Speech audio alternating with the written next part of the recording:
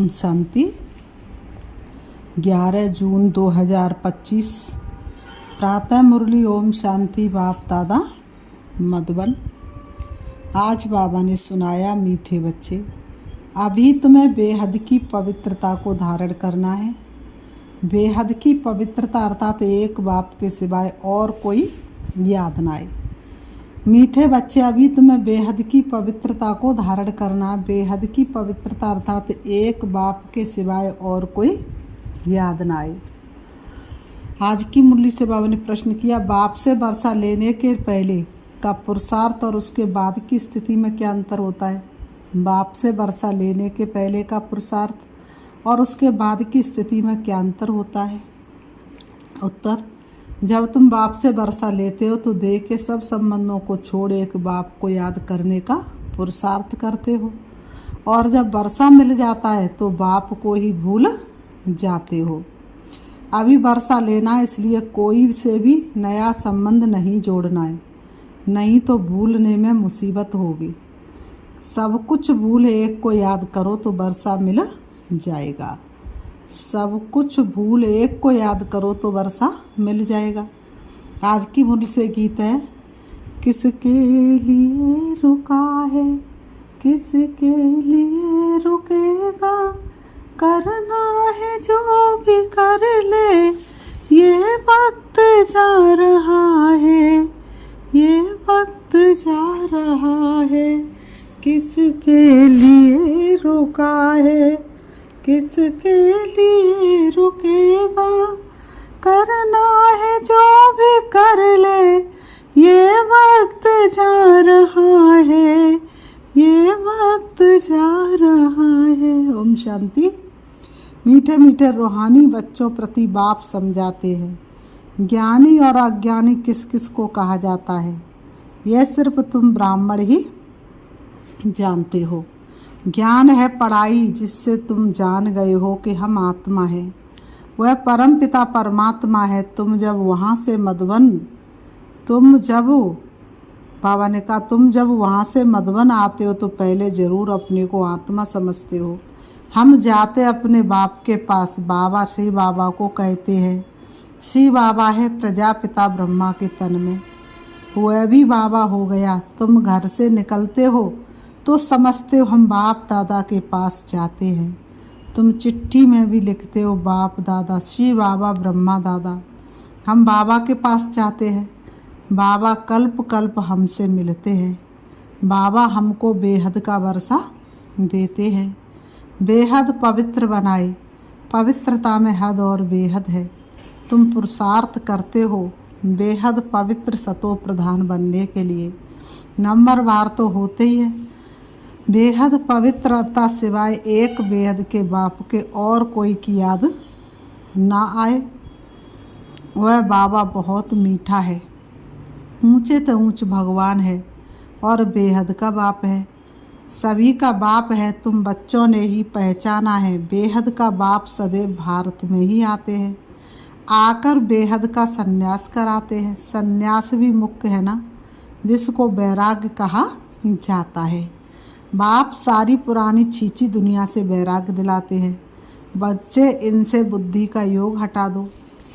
बाबा पुरानी छींची दुनिया से वैराग्य दिलाते, बच्चे इनसे बुद्धि का योग हटा दो। इनका नाम ही है नरक दुख धाम। खुद भी कहते रहते, कोई मरते तो कहते स्वर्गवासी हुआ, तो नरक में था ना। अभी तुम समझते हो ये जो कहते हैं वो अभी रॉन्ग है। बाप राइट बात बताते हैं। स्वर्गवासी बनने के लिए अभी ही पुरुषार्थ करना होता है। स्वर्गवासी बनने के लिए भी सिवाय बाप के और कोई पुरुषार्थ करा ना सके। बाप के सिवाय और कोई पुरुषार्थ करा ना सके। तुम अभी पुरुषार्थ कर रहे हो 21 जन्मों के लिए स्वर्गवासी बनाने वाला है बाप। उनको कहा ही जाता है हेवनली गॉड फादर। खुद आकर कहते हैं, बच्चों हम पहले तुमको शांति धाम ले जाऊंगा। मालिक है ना, शांति धाम जाकर फिर आएंगे सुख धाम में पाठ बजाने। हम शांति धाम जाएंगे तो सब धर्म वाले शांति धाम जाएंगे। बुद्धि में ये सारा ड्रामा का चक्र रखना है। हम सब जाएंगे शांति धाम, फिर हम ही पहले आकर बाप से वर्षा पाते हैं। जिससे वर्षा पाना होता उनको याद जरूर करना है।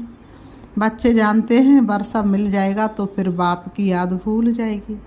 वर्षा बहुत सहज रीति मिलता है।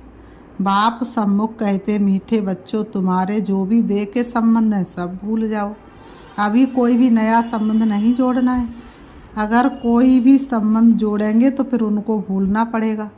समझो बच्चा व बच्ची पैदा हुए तो वह भी मुसीबत हुई। बाबा कहते एक्स्ट्रा याद बढ़ी ना।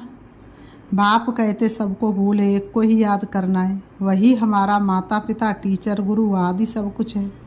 एक बाप के बच्चे हम भाई बहन हैं। चाचा मामा आदि का कोई संबंध नहीं। ये एक ही समय है जबकि भाई बहन का संबंध ही रहता है। ब्रह्मा के बच्चे शिव बाबा के बच्चे भी हैं तो पोत्रे पोत्रियां भी हैं। ये तो पक्का बुद्धि में याद आता है ना। बाबा कहते हैं नंबरवार पुरुषार्थ अनुसार सुदर्शन चक्रधारी तुम बच्चे चलते फिरते बनते हो। तुम बच्चे इस समय चैतन्य लाइट हाउस हो। तुम्हारी एक आंख में मुक्तिधाम, दूसरी आंख में जीवन मुक्तिधाम है। वह लाइट हाउस जड़ होते तुम हो चेतन। तुम्हें ज्ञान का नेत्र मिला है। तुम ज्ञानवान बन सबको रास्ता दिखाते हो। बाप भी तुम्हें पढ़ा रहे, तुम जानते हो ये दुखधाम है। हम अभी संगम पर है, बाकी सारी दुनिया कलयुग में है। संगम पर बाप बच्चों के साथ बैठ बात करते हैं और बच्चे ही यहाँ आते हैं। कोई कोई लिखते बाबा फलाने को ले आवे, अच्छा गुड़ है, उठाएगा शायद तीर लग जाए तो बाबा को भी रहम पड़ता है, हो सकता है कल्याण हो जाए। तुम बच्चे जानते हो ये है पुरुषोत्तम संगम युग। इस समय ही तुम पुरुषोत्तम बनते हो। कलयुग में सब है कनिष्ठ पुरुष जो उत्तम पुरुष लक्ष्मी नारायण को नमन करते हैं। सतयुग में कोई भी किसको नमन नहीं करते हैं। यहाँ की ये सब बातें वहाँ होती हैं नहीं। ये भी उनका यहाँ की जितनी भी बात है तुम देखते हो भक्ति मार्ग की, कोई सी भी बात वहाँ होती नहीं। बाबा ने कहा यह भी बाप समझाते हैं। अच्छी रीति बाप की याद में रह सर्विस करेंगे तो आगे चल तुमको साक्षात्कार भी होते रहेंगे।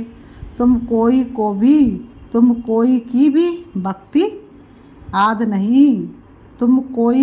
भक्ति याद नहीं करते हो। उन्होंने कहा तुम किसी की भक्ति तो करते नहीं हो, तुमको बाप सिर्फ पढ़ाते हैं। बाबा कहते हैं तुम्हें भक्ति बहुत की द्वापर युग से।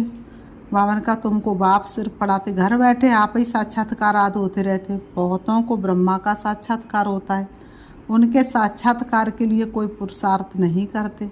बेहद का बाप इन द्वारा साक्षात्कार कराते हैं। भक्ति मार्ग में जो जिसमें जैसी भावना रखते उसका साक्षात्कार होता है। अभी तुम्हारी भावना सबसे ऊंचे से ऊंच बाप में है। अभी तुम्हारी भावना किस में? ऊंचे से ऊंचे बाप में है। तो बगैर मेहनत बाप साक्षात्कार कराते रहते।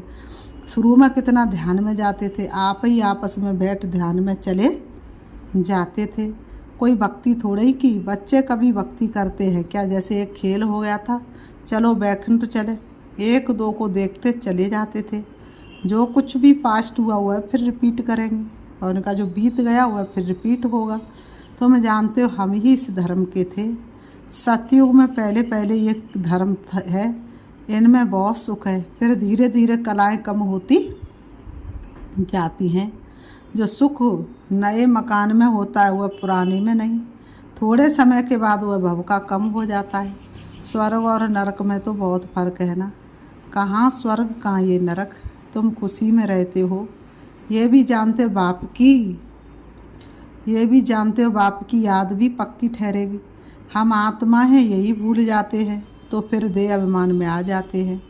यहाँ बैठे हो तो भी कोशिश करके अपने को आत्मा निश्चय करो तो बाप की याद भी रहेगी। देह में आने से फिर देह के संबंध याद आएंगे। ये एक लौ है। तुम गाते भी हो मेरा तो एक दूसरा ना कोई, बाबा हम बलिहार जाएंगे। वह अभी समय है, एक को ही याद करना है। आँखों से भल किसको भी देखो, घूमो फिरो, सिर्फ आत्मा को बाप को याद करना है। बाबा ने कहा दिखाई कोई भी दे रहा लेकिन याद बाप को करना है। शरीर निर्वार्थ कर्म भी करना है। कर्म को छोड़ देंगे तो फिर शरीर कैसे चलेगा। तो बाबा ने कहा शरीर निर्वार्थ कर्म भी करना है, परंतु हाथों से काम करते दिल बाप की याद में रहे। कर से कर्म करो विदनाना, मन राखो जा कृपा निधाना। आत्मा को अपने मासूक को ही याद करना है। कोई की किसी सखी से प्रीत हो जाती है तो फिर उनकी याद ठहरती जाती है। कोई की किसी सखी से प्रीत हो जाती है तो फिर उनकी याद ठहर जाती है। फिर वह रंग टूटने में बड़ी मुश्किलात होती है। पूछते बाबा ये क्या है? अरे तुम नाम रूप में क्यों फंसते हो? एक तो तुम देह अभिमानी बनते हो और दूसरा फिर तुम्हारा कोई फास्ट का हिसाब किताब है, वह धोखा देता है। बाबा ने कहा पास्ट का जो हिसाब किताब है, किसी के नाम रूप में रंग गई, चबले बहन बहन की प्रीत है, बहन बहन को याद कर रही तो भी बाबा ने कहा ये भी कोई पाप कर्म है जो तुम्हारी बुद्धि वहाँ लटक गई। ऐसे बहुत बच्चे जो यहाँ बैठे भी बाप को कभी याद नहीं करते, कई तो यहाँ बैठे भी याद में नहीं रह सकते। तो अपने को देखना चाहिए हमने कितना शिव बाबा को याद किया है, नहीं तो चाट में रोला पड़ जाएगा। भगवान कहते मीठे बच्चों मुझे याद करो, अपने पास नोट करो, जब चाहे याद में बैठ जाओ, खाना खाकर चक्र लगाए 10-15 मिनट आकर बैठ जाओ याद में, क्योंकि यहाँ कोई गोरख धंधा तो है नहीं। फिर भी जो काम काज छोड़ कर आए हो वह कोई कोई की बुद्धि में आता रहता है। बाबा कहते हैं बड़ी ज़बरदस्त मंजिल है, मंजिल बहुत भारी है। कितनी ज़बरदस्त मंजिल है? तब बाबा कहते अपनी जांच करो, यह तुम्हारा मोस्ट वैल्यूबल टाइम है, ये समय बहुत वैल्यूबल है। भक्ति मार्ग में तुमने कितना टाइम वेस्ट किया है, दिन प्रतिदिन गिरते ही रहते हो। श्री कृष्ण का दीदार हुआ बहुत खुशी हो जाती है, मिलता तो कुछ भी नहीं। बाप का वर्षा तो एक ही बार मिलता है। अब बाप कहते हैं मेरी याद में रहो तो तुम्हारे जन्म जन्मांतर के पाप मिट जाए। स्वर्ग का पासपोर्ट उन्हीं बच्चों को मिलता है जो याद में रहे, अपने विक्रमों को विनाश कर कर्मातीत अवस्था को पाते हैं। उन्हीं को स्वर्ग का पासपोर्ट मिलता है, नहीं तो बहुत सज़ा खानी पड़ती है। बाबा और भी राय देते हैं, अपने ताज व तख्त का फ़ोटो अपने पॉकेट में रख दो तो याद रहेगी। इनसे हम ये बनते हैं, जितना देखेंगे उतना याद करेंगे, फिर उसमें ही मोह लग जाएगा। हम ये बन रहे हैं नर से नारायण, चित्र देखकर खुशी होगी। बाबा ने कहा सी बाबा याद आएगा, ये सब पुरुषार्थ की युक्तियाँ हैं। कोई से भी तुम पूछो सत्यनारायण की कथा सुनने से क्या होता है, हमारा बाबा हमको सत्यनारायण की कथा सुना रहे हैं। कैसे 84 जन्म लिए हुआ भी हिसाब तो चाहिए ना। सब तो 84 जन्म नहीं लेते, दुनिया को तो कुछ भी पता नहीं है, ऐसे ही मुख से सिर्फ कह देते। इसको कहा जाता है थ्योरिटिकल, ये है तुम्हारा प्रैक्टिकल। अभी जो हो रहा है उनके फिर भक्ति मार्ग में पुस्तक आदि बनेंगे। तुम सुदर्शन चक्रधारी बनकर विष्णुपुरी में आते हो, ये है नई बात। रावण राज्य झूठ खंड, फिर सचखंड राम राज्य होगा। चित्रों में बड़ा क्लियर है। अभी इस पुरानी दुनिया का अंत है, 5000 वर्ष पहले भी विनाश हुआ था। साइंसदान जो भी है उन्हों को ख्याल में आता है कि हमको कोई प्रेरक है जो हम ये सब करते रहते हैं, समझते भी हैं हम ये करेंगे तो इनसे सब खत्म हो जाएंगे, परंतु परवश है, डर लगा हुआ है। समझते घर बैठे एक बम छोड़ेंगे तो ख़त्म कर देंगे, एरोप्लेन पेट्रोल आदि की भी दरकार नहीं रहेगी। विनाश तो ज़रूर होना ही है। नई दुनिया सतयुग था, क्राइस्ट से 3000 वर्ष पहले स्वर्ग था, फिर अब स्वर्ग की स्थापना हो रही है। आगे चल समझेंगे, तुम जानते हो स्थापना जरूर होनी है, इसमें तो पाई का भी संशय नहीं। बाबा करे इसमें तो पाई का भी संशय नहीं। यह ड्रामा चलता रहता है, कल्प पहले मापिक ड्रामा जरूर पुरुषार्थ कराएगा। ऐसे भी नहीं जो ड्रामा में होगा सो होगा। पूछते पुरुषार्थ बड़ा या प्रालब्धि बड़ी? पुरुषार्थ बड़ा, क्योंकि पुरुषार्थ की ही प्रालब्धि बनेगी। पुरुषार्थ बिगर कभी कोई रह ना सके। तुम पुरुषार्थ कर रहे हो ना, कहाँ कहाँ से बच्चे आते हैं, पुरुषार्थ करते हैं, कहते बाबा हम भूल जाते हैं। अरे शिव बाबा तुमको कहते हैं मुझे याद करो, किसको कहा? मुझे आत्मा को कहा। बाप आत्माओं से ही बात करते हैं, शिव बाबा ही पतित पावन है, ये आत्मा भी उनसे सुनती है। बाबा ने कहा शिव बाबा ही तो पतित पावन है, ये आत्मा भी उनसे सुनती है। तुम बच्चों को ये पक्का निश्चय रहना चाहिए कि बेहद का बाप हमको विश्व का मालिक बनाते हैं। वह है ऊंचे से ऊंच, प्यारे से प्यारा बाप। भक्ति मार्ग में उनको ही याद करते थे। गाते भी है तुम्हारी गति मत न्यारी, तो जरूर मत दी थी। अब तुम्हारी बुद्धि में है, इतने सब मनुष्य मात्र वापिस घर जाएंगे। विचार करो कितनी आत्माएं, सबका सिजराए। सब आत्मा फिर नंबरवार जाकर बैठेंगी। क्लास ट्रांसफ़र होता है तो नंबरवार बैठती है ना। तुम भी नंबरवार जाते हो। छोटी बिंदी आत्मा नंबरवार जाकर बैठेगी, फिर नंबरवार आएगी पाठ में। ये है रुद्रमाला। बाप कहते इतने करोड़ आत्माओं की मेरी माला है। ऊपर में है फूल, ऊपर में मैं फूल हूँ। फिर पाठ बजाने के लिए सब यहाँ ही आए हैं। ये ड्रामा बना हुआ है। कहा भी जाता है बना बनाया ड्रामा। कैसे ये ड्रामा चलता सो तुम जानते हो। सबको यही बताओ कि अपने को आत्मा समझ बाप को याद करो, तो तुम्हारे विक्रम विनाश होंगे। फिर तुम चले जाएंगे। ये मेहनत है। सबको रास्ता बताना तुम्हारा फर्ज है। तुम कोई देहधारी में नहीं फंसाते हो। बाप तो कहते मुझे याद करो तो पाप भस्म हो जाएंगे। बाप डायरेक्शन देते सो तो करना पड़ेगा। पूछने की क्या बात है, कैसे भी करके याद जरूर करो। इसमें बाबा क्या कृपा करेंगे। याद तुमको करना है, भरोसा तुमको लेना है।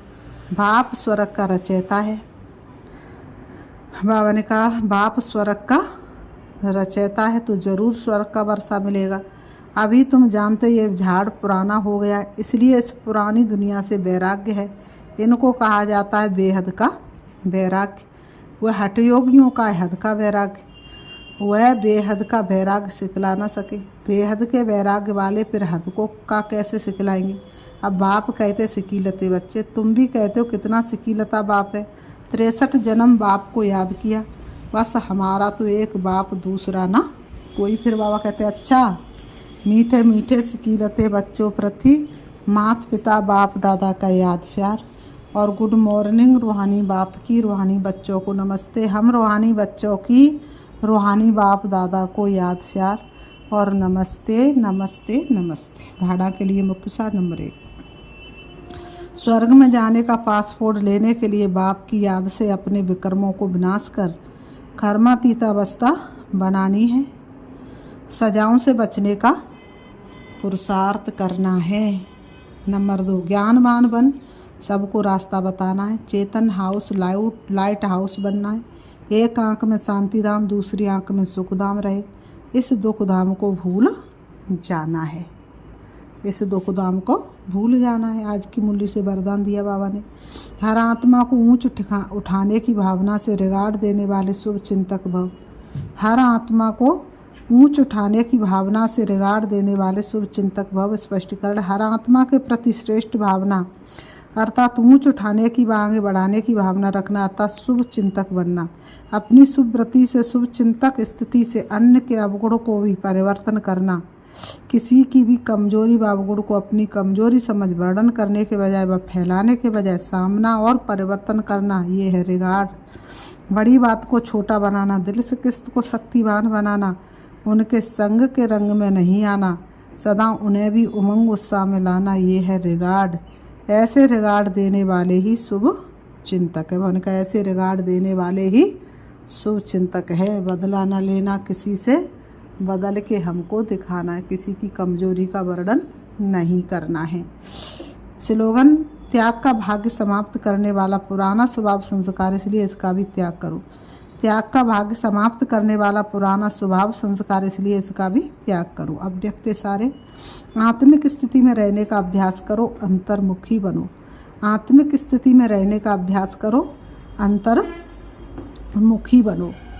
जैसे ब्रह्मा बाप एकांत प्रिय होने के कारण सदा अंतर्मुखी रहे।